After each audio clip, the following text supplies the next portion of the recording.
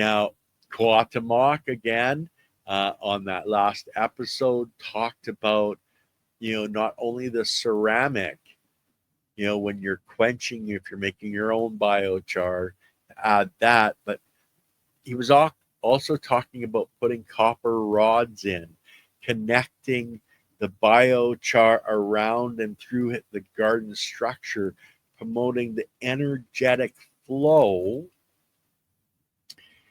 that is necessary to help give the biology the light switch that it needs for energy, that plug in, that it can plug in and get that energy, because it can draw that energy back in. It's not just reliant on a leaf taking the photons from the sun to put that energy into the soil structure.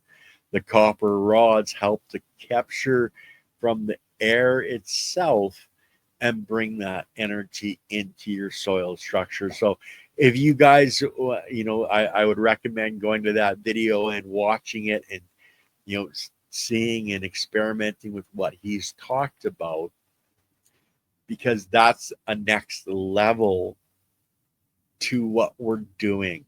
So it's not just the ceramic, it's the energy. Now, if you guys have ever heard of redox potential, that's really in line with that negative and positive energy that is necessary for things to, proliferate and grow and break down in your soil. All of the biology needs energy. If you have more roots in your soil, more leaf structure, you're bringing in energy. If you're using the biochar like they were talking, or he was talking about, and these copper rods, you're bringing in another source of energy. So consider your house. You have your main power source, but if that stops, you're in the dark. But if you have a generator, then all of a sudden your generator kicks in and supplies that energy that you need. So this is another way to have backup energy and an abundance of energy in your soil structure for your biology to use to create what it needs to create, whether that's a leaf structure or more biology in the soil to mine more components to give to the biology in your plant that's building your leaf. Okay. And yeah, Adam Igwa and from Water Rock Farms was on with Leighton the last conversation. He actually makes biochar out of his hemp stalks. And he's using Bokashi as well, making Bokashi mixes. He said that he should have his product line up on his website this week. But if it's not there, just keep checking back, guys. It's one of those ongoing processes. But, you can get things from him, Blue Sky Biochar. There's lots of people. We actually have Kelpie Wilson coming on next month. She's another expert on biochar. They have a company as well. They have huge biochar, I guess, constructions, that if you're doing large scale biochar on your own property, you can buy, etc. So, hey, ZZ, there's so much that is available on our channel, as well as, in on YouTube itself, where you can learn about these things. And ZZ says, I use a mini coffee can reactor to make biochar. I've seen guys that have made those and, made, 20 or 30, and they keep it going all the time in their, wood-fired boiler, to heat their house all winter. They're making biochar all winter, you know, to be able to, or they're making the char, I should say, all winter. So it. I was talking yesterday about looking at your environment, what you have. So if you've got a bunch of extra paint cans, you know, kicking around, that you know, we get rid of the paint, clean them up, and you can use them for these types of things.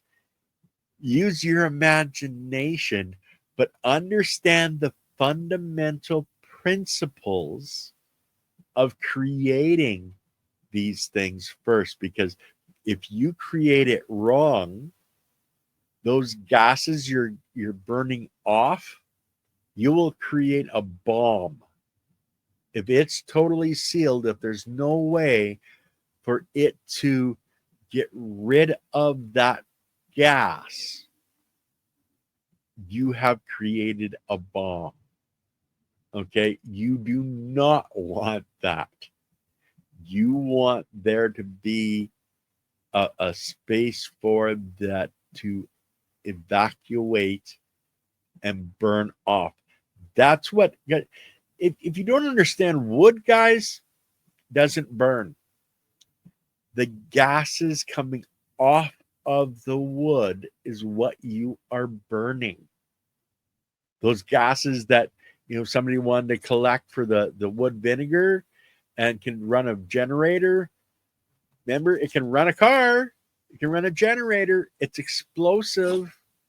You want to be able to understand how to put this together so that it can allow for that evacuation of gases that are going to burn off.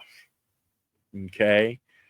So before you build any of this stuff, please, please make sure you understand the principles behind what you're building, why it's done that way, so that you don't create problems for yourself and for the people around you. Okay? Especially if you're doing them indoors in your fireplace. Okay? You don't want your fireplace blowing up, burning your house down. So make sure you understand, guys.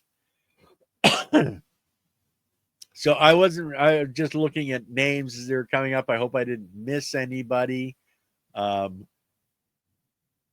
for that was coming on. I'm going to just take a quick peek at my calendar, guys.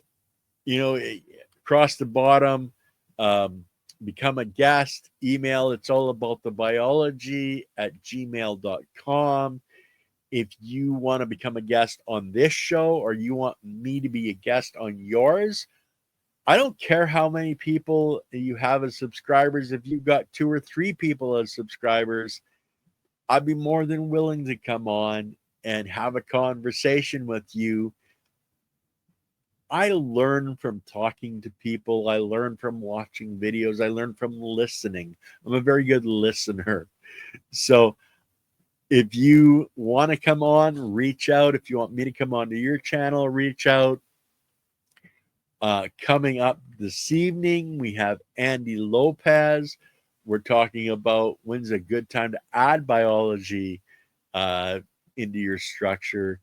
Tomorrow, I have the geophysicist Stefan Burns coming on. We can talk about energy, frequency, vibration, the Schumann resonance, the energy on our planet and in ourselves. It's going to be a fabulous conversation. We've had him on our channel before.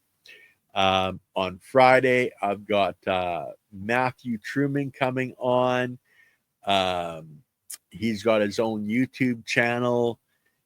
He does an amazing bunch of stuff. Then I've got Robert Baxley coming on Saturday, another amazing homesteader teacher. There's so many wonderful people that we've got coming up. I've got Andy Lopez. I'm going to be doing an interview with him on Sunday. Monday's a big day. We have Chris Trump on with myself in the morning. And then we've got Dr. Gerald Pollock, the fourth phase of water, coming on with Leighton. in the afternoon. So that'll be as far as I'll go into the schedule for right now. But guys, we've got a lot of fantastic content coming up for you guys, and we want to produce more content for you guys. We want more conversations that tell people how a person got to the point they're at, the experiences that that gardener or that farmer has went through to get to the point where they're seeing this abundance.